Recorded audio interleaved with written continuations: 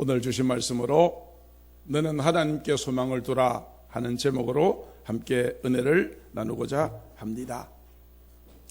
최근에 유튜브 가운데서 꽤 합리적인 사회 평론을 하고 있다고 그렇게 해서 많은 유튜버가 생긴 작가 공병호 박사님의 유튜브 있습니다. 제가 즐겨보는 유튜브이기도 합니다. 이분의 방송 제목을 보면 오늘날 한국의 모든 상황을 바라보는 국민들의 마음을 잘 대변해주고 있다고 생각합니다. 몇 가지를 소개하면 앞이 보이지 않는다, 너무 힘들다, 생각보다 빨리 터질 것이다, 경제 너무 어렵다, 내일 망할 수도 있다, 정신 차려야 한다. 모든 것이 좀 부정적이기로 보이기도 하지만 오늘 이 시대에 느끼는 마음들이 아닐까 생각합니다. 이 공병호 박사님은 예수님을 믿는 사람입니다. 그래서 이 모든 상황 가운데서도 그가 했던 한 가지 유튜브 방송의 제목은 삶과 신앙입니다. 앞이 보이지 않는 모든 상황에 있지만 이 모든 문제의 해결자는 오직 하나님을 향한 참된 신앙만이 이 모든 문제를 해결할 수 있다라고 그렇게 방송하고 있습니다. 우리에게도 낙심하고 불안한 일들이 참 많지요. 하루하루의 삶이 피곤합니다. 가슴이 답답합니다. 눈앞이 캄캄해집니다. 남이 알지 못하는 불안이 내 마음을 엄습하여 잠을 이루지 못할 때가 참 많이 있습니다. 여러분들 가운데도 이런 상황 가운데 있는 분이 계실 줄로 압니다. 오늘 말씀을 통해서 여러분들이 낙심과 불안의 자리에서 일어서는 자가 될 수 있기를 주님의 이름으로 축복합니다. 시편 42편은 누가 지었는가에 대하여서 여러 신학자들의 의견들이 있습니다만은 가장 보편적으로 인정되는 것이 다윗이 자기를 반역한 아들 압살롬의 공격을 피하여서 예루살렘에서 도망쳐 나가는 다급한 상황에서 이 시편을 지었다라고 이야기하고 있습니다. 지금 다윗은 대단히 낙심하고 있습니다. 그래서 오늘 본문 5절과 11절에 동일한 말씀으로 반복하며 절규합니다. 내 영혼아, 네가 어찌하여 낙심하며 어찌하여 내 속에서 불안해하는가. 다윗의 탄식은 오직 생명의 하나님, 기쁨을 주시는 하나님을 향하고 있습니다. 다윗이 도대체 무슨 일로 이렇게 낙심을 하고 있을까요? 첫 번째로 다윗이 낙심하는 것은 눈앞에 보이는 참담한 현실 때문에 그렇습니다. 사람들이 다윗을 향하여 말합니다. 네가 믿는 하나님이 어디에 있느냐? 자신이 너를 배반하고 왕위를 빼앗기는 이 위기 상황 앞에서 네가 믿는 하나님은 어디 있느냐라고 조롱하는 이 소리가 다윗의 마음 가운데는 마치 송곳으로 찌르는 것 같은 아픔과 고통으로 다가오고 있다는 사실입니다. 그런데 이것을 이길 만한 힘이 없어요. 소리질러 울 기력조차 없어요. 이런 현실에서 벗어날 소망도 보이지 않아요. 이런 답답한 현실로 인하여서 다윗은 낙심하고 있습니다. 두 번째, 다윗이 낙심하고 있는 이유는 도대체 무엇입니까?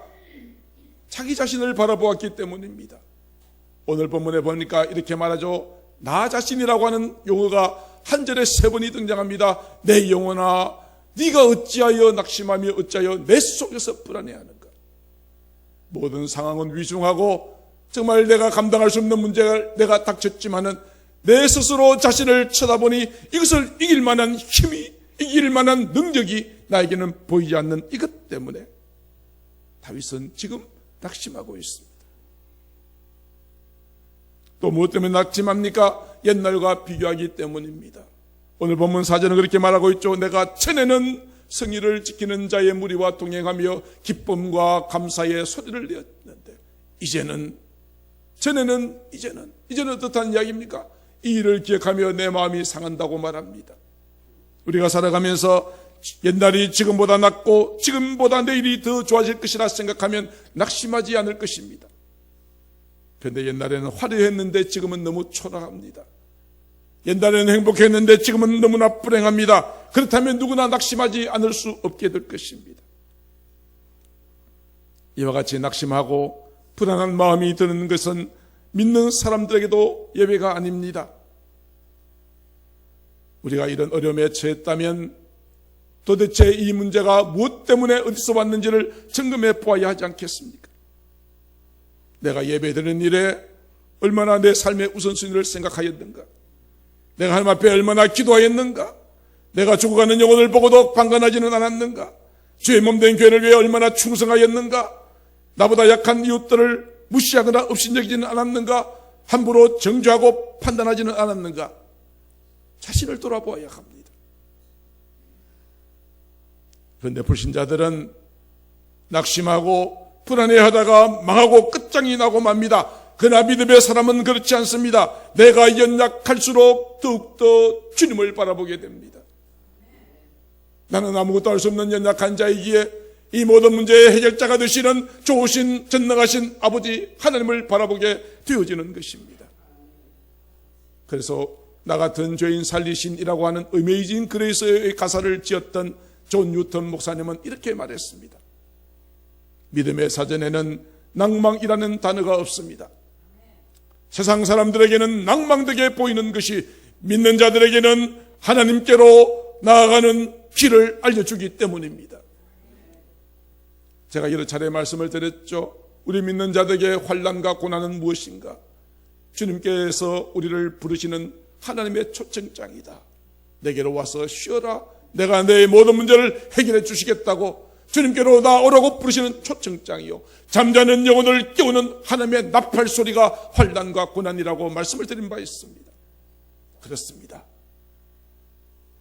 정확한 팩트, 정확한 사실로 본다면 낙심할 수밖에 없고 멸망할 수밖에 없으나, 그럴수록 주님께 더 가까이 나아간다면 주님께서 모든 문제의 해결자가 되어주시고 우리를 응답하여 주신다는 사실을 오늘 성경은 말씀하여 주고 계시는 것입니다.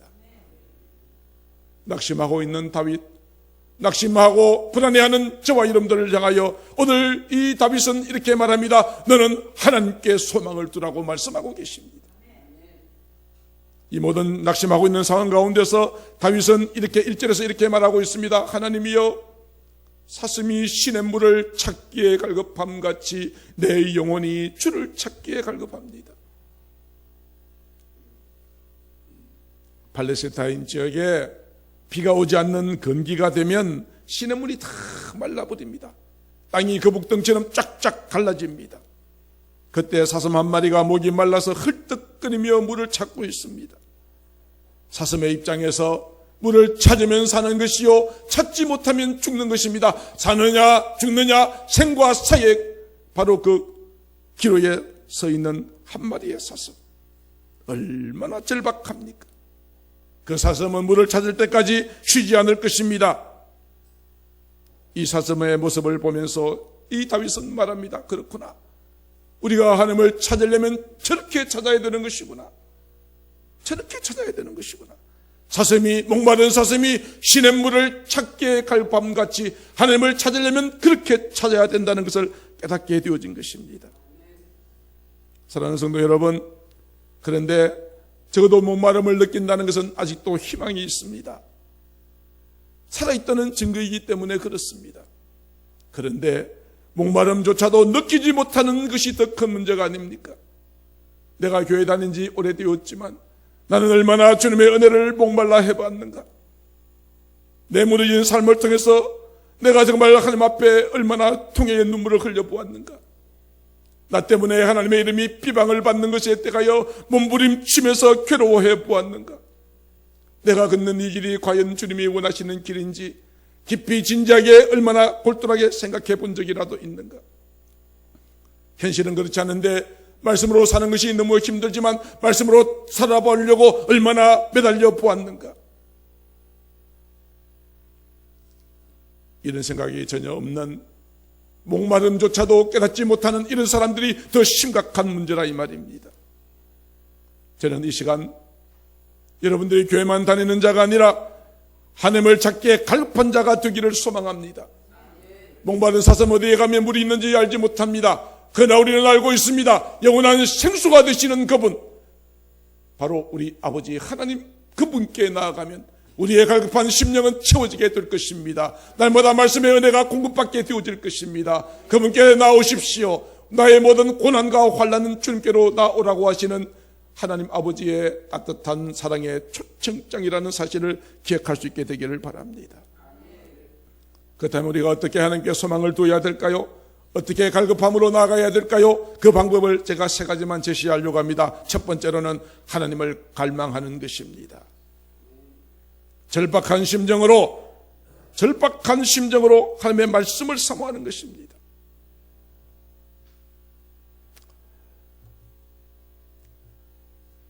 시편 1편 2절은 이렇게 말하고 있습니다. 복 있는 사람은 여호와의 율법을 즐거워하며 그의 율법을 주야로 묵상하는 자가 복이 있는 자라고 시편 1편 2절은 말하고 있습니다. 사도행전을 보면 베레아라고 하는 사람들이 등장하고 있습니다.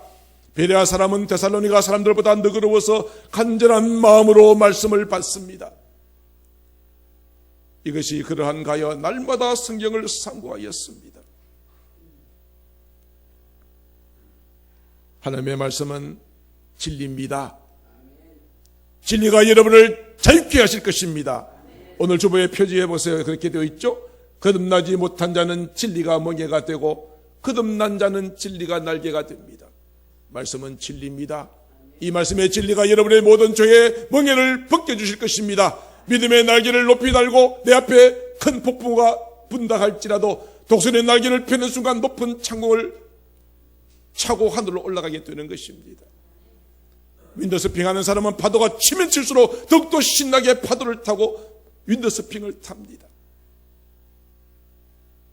오늘 말씀을 사모하고 말씀을 간절히 원하는 저와 여러분들이 되기를 주의 이름으로 축복합니다. 그래서 여러분들은 어떻게 말씀을 사모해야 됩니까? 오늘 이 자리에 나오실 때도 이런 마음으로 말씀을 들어야 되지 않겠습니까? 나는 오늘 반드시 은혜를 받아야만 해. 말씀을 듣고 은혜 받지 못하면 나는 살 수가 없어. 그래서 예배 시간만 되면 설교를 좀 더 잘 듣기 위해서 앞자리로 점점 더 나옵니다.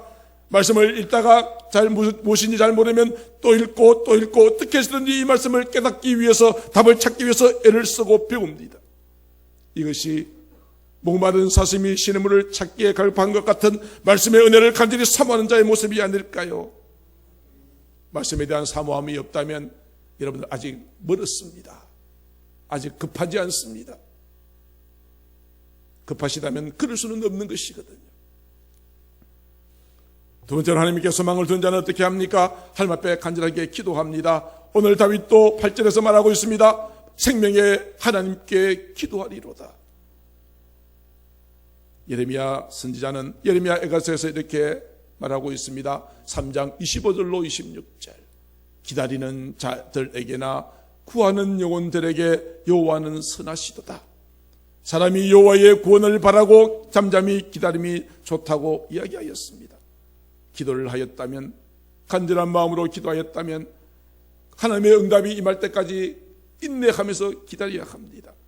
한두 번 기도해놓고 안 들어주시더라, 그렇게 포기하는 것은 잘못된 것입니다. 기다리는 자, 구하는 자에게 하나님은 선하시다라고 예레미야는 이야기하였습니다. 이사야 선지자는 이사야서 50장 15절에 말합니다. 환난 날에 나를 부르라. 내 영혼이 갈급하냐? 내 모든 삶에 문제가 있느냐? 내 앞에 태산 같은 문제가 가로막혀 있느냐? 홍해가 가로막혀 있느냐? 환난 날이 되면 너는 나를 부르라. 내가 너를 건지리니. 내가 너를 건지리니. 내가 너를 건지리니. 여러분들이 모든 어두운 가운데, 어려운 가운데 있다 할지라도 우리 주님은 반드시 여러분을 건져주실 줄로 믿습니다. 건져주실 줄로 믿습니다. 나에게 능력의 손을 베푸셔서 능력의 오른손을 베푸실 때 주님의 손을 붙잡으십시오. 그 주님의 손을 붙잡아야 삽니다. 하늘문이 열릴 때까지 우리는 기도의 자리에 나가야 될 줄로 믿습니다. 한두 번 적당히 기도하고 하나님 응답하지 않으시더라, 그렇게 말하는 것은 잘못된 것이라는 것입니다. 세 번째로 하나님께 소망을 두는 자는 어떻게 합니까? 믿음의 공동체의 자리에 나오는 것입니다. 가장 중요한 공동체 모임은 무엇입니까? 함께 모여 예배하는 자리입니다. 함께 모여 기도하는 자리입니다. 하나님께 소망을 둔 자는 이 거룩한 공동체의 모임에 열심을 품고 참여하는 것입니다. 사도행전 1장 14절에 보면 마가의 다락방에 120명의 사람들이 함께 모였습니다. 함께 모였습니다. 함께 모였습니다. 모여서 기도했습니다. 그때 성령의 은혜가 임하였습니다. 그 당시에 수많은 사람들이 있었지만 마가의 다락방에 함께 모여있는 자들에게 성령의 은혜가 임하였습니다. 예배의 자리, 기도의 자리에 함께 모여있을 때 하나님께서는 그 자리에 함께 하시고 은혜 베푸시고 축복하시고 응답하시고 치유해 주실 줄로 믿습니다. 할렐루야. 예수님께서도 말씀하셨죠. 마태복음 18장 20절에 두세 사람이 내 이름으로 모인 곳에 나도 그들 중에 있느니라. 사랑하는 성도 여러분, 우리 모두 예배의 자리, 기도의 자리에 나오기를 힘쓰시기를 바랍니다. 내 몸이 아파도 직장 출근하지 않으십니까? 왜 하나님 앞에 예배하고 기도하는 자리에는 왜 그렇게 등한시하고 내 삶의 우선순위에서 저를 밀려버립니까? 주일날 옛날 예배 한 번만 드리는 것으로 만족하십니까? 어떻게 우리의 영이 그렇게 건강할 수가 있겠어요? 여러분들이 일주일에 밥 한 끼만 먹고 사실 수 있겠어요? 날마다 기도하고 말씀을 읽고 예배의 모든 자리에 나오는 자가 영육간에 강건해지지 않겠느냐, 이 말씀입니다. 저녁마다 우리는 은혜의 자리가 이미 준비되어 있습니다. 다니엘 기도회, 물론 방송을 통해서 하는 것이긴 합니다만 집에서도 유튜브를 통해서 보실 수도 있습니다. 부득불 할 때는 그럴 수 있습니다만, 사랑하는 성도 여러분, 함께 나와 기도할 때에 모인 자리에 함께 모였을 때 임하였던 하나님의 은혜가 넘치게 될 줄로 믿습니다.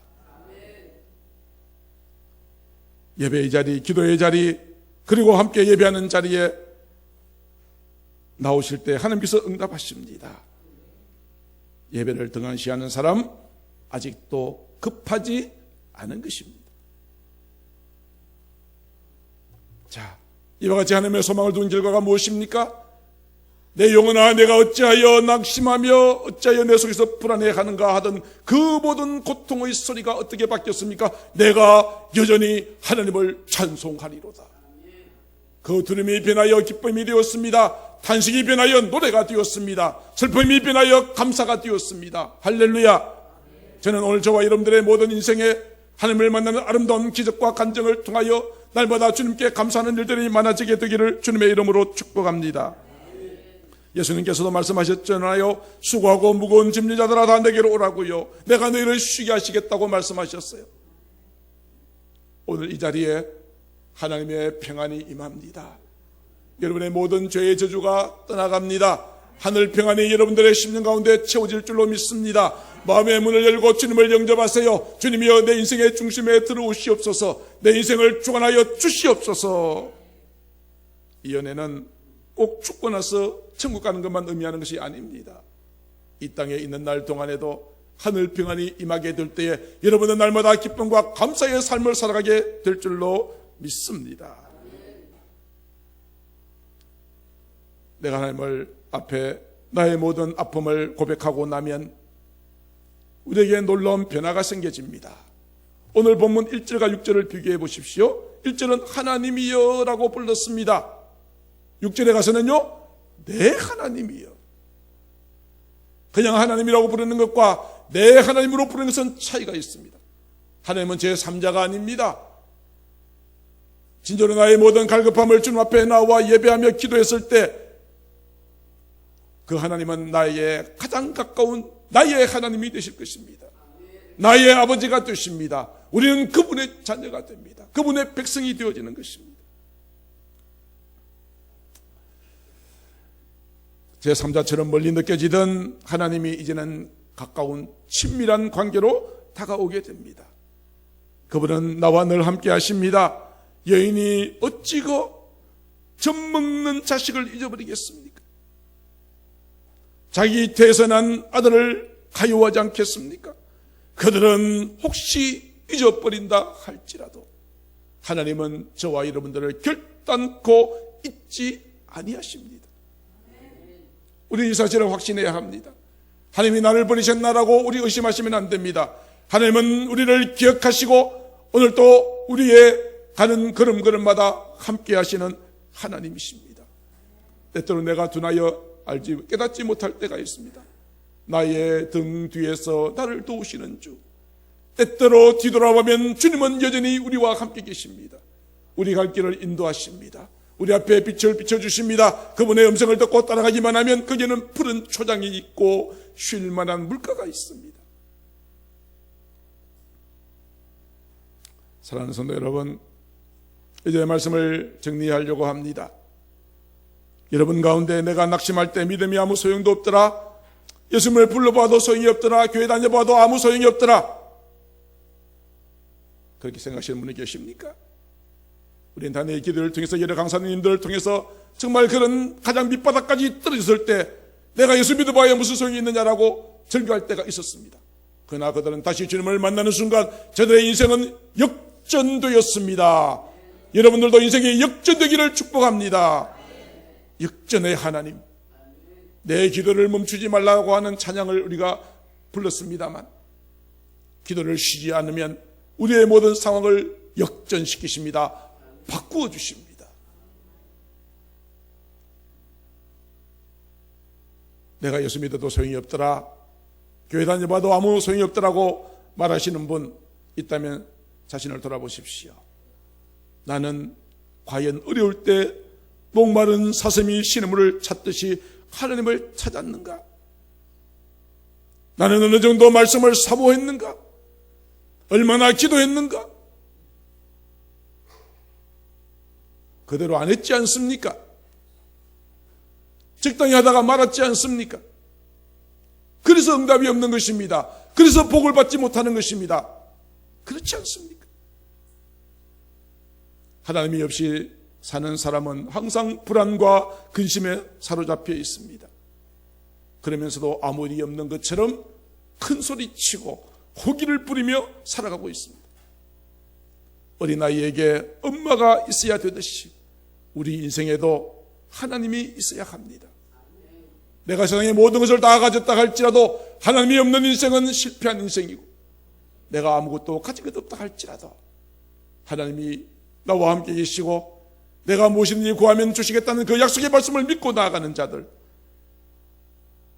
여러분들은 모든 것을 가진 가장 값진 부자들입니다. 우리 인생이 어쩔 수 없는 무능한 존재임을 인정하고 하나님을 구하시는 자 되시기를 주님의 이름으로 축복합니다. 이제 하나님께서 우리가 하나님을 소망할 때 하나님께서 우리에게 주시는 축복, 민수기 6장 24절에서 26절까지를 함께 읽으시고 말씀을 마치고자 합니다. 다 같이 한 목소리로 함께 읽으시도록 하겠습니다. 시작.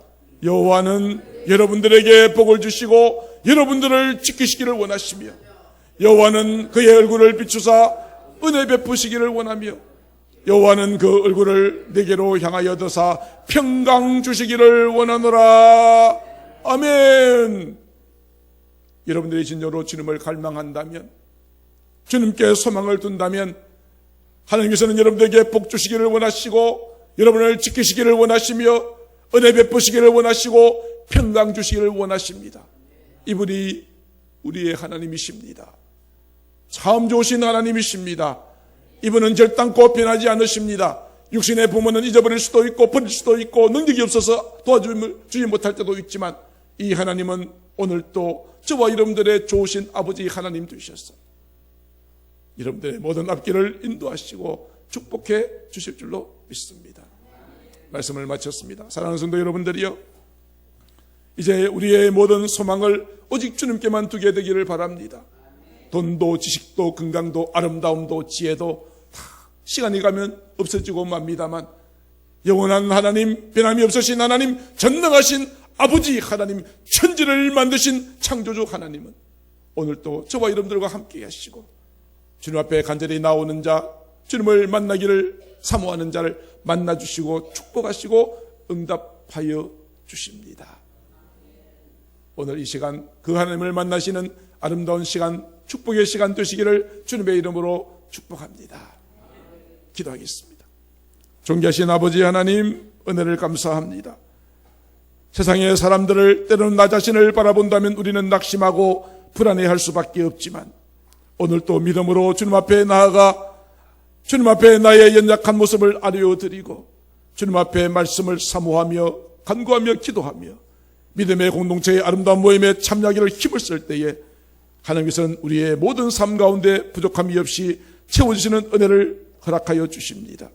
주여, 이제 우리의 눈을 들어 하나님을 바라봅니다.